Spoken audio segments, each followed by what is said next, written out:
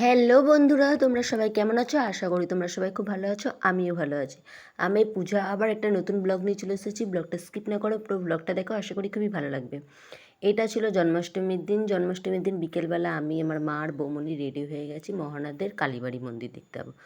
খুবই জাগ্রত কালীবাড়ি মন্দির, হয়তো সবাই জানো কম বেশি।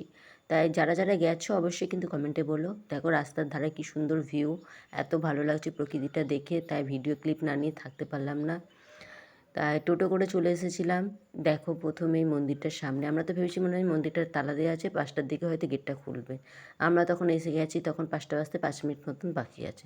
তারপরে ভেতর দিয়ে আমাদের কেউ একজন ডাক দিয়েছে, একটা মাসিমা, তখন বললে ভেতরে আসো, গেটটা খোলাই আছে। তারপরে আস্তে আস্তে করে আমরা ভেতরের দিকে প্রবেশ হলাম। মন্দিরটা খুবই সুন্দর। এই মন্দিরটি দেখেই দক্ষিণেশ্বরের মন্দির তৈরি হয়েছিল। আর দেখো মন্দিরের বাইরেটাও খুবই সুন্দর দেখতে। চারদিকটা মন্দিরের ঘুরে দেখালাম। ভেতরে মা কালী ঠাকুর আছে। সবাই কম বেশি মন্দিরে হয়তো গেছো। যারা যারা গেছো অবশ্যই বলো কিন্তু, আমার তো খুবই ভালো লেগেছে। তারপরে এই মন্দির দর্শন করে চারিদিকটা দেখে ঘুরে ফিরে তারপরে চলে গেলাম আমরা একটা জটেশ্বর বাবার কাছে। মহানাদেই চৌমাথার ওইদিকে একটা মন্দির আছে। এই দেখো মন্দিরের সামনেটার একটা পিক নিয়েছিলাম। এই যে মা জাগ্রত, মা কালী।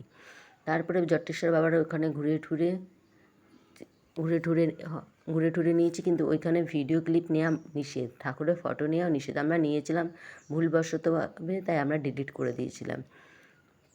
তোমাদের কেমন লাগছে আমাদের ভিডিওটা অবশ্যই কিন্তু কমেন্টে জানিও। কে কোথা থেকে ভিডিও দেখছো অবশ্যই কিন্তু কমেন্টের মধ্যে বলো। এই যে ছিল জটেশ্বর বাবার বাইরের প্রকৃতিটা। দেখো একটা বট গাছের নিচে একটা শিবলিঙ্গ করা আছে, খুবই সুন্দর লাগছে দেখতে। আর তার পাশে একটা আছে মা কালীর মন্দির, ছোট্ট পাড়া। তার পাশেই আছে জটেশ্বর বাবা। আর এইটা ছিল একটা বজরংবলী, আর একটা কী ঠাকুর সেটা আমি জানি না। তোমরা যদি কেউ জেনে থাকো অবশ্যই কিন্তু কমেন্টের মধ্যে বলো কিন্তু। আমি তো এখানে একজনকে জিজ্ঞেস করছিলাম, উনিও বললে এখানে বিভিন্ন ধরনের ঠাকুর আছে।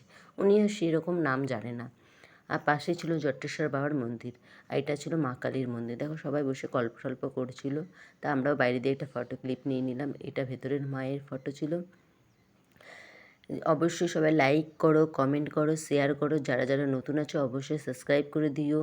দেখা হচ্ছে নেক্সট কোনো ভিডিওতে। আর আমরা কীরকমভাবে সেজে গুজে গেছি অবশ্যই ভিডিও শেষে ফটো ক্লিপ নেওয়া আছে, তোমাদের সাথে শেয়ার করে নেব। আমি আমার মা আর বৌমনি গিয়েছিলাম। এই দেখো এটা মন্দিরের বাইরের দিকটা, খুবই ভালো লাগছিল। আর অনেকটা দূর আর সুন্দর প্রকৃতির দৃশ্য দেখতে পেয়েছি এই মন্দিরটা যাওয়ার সময়।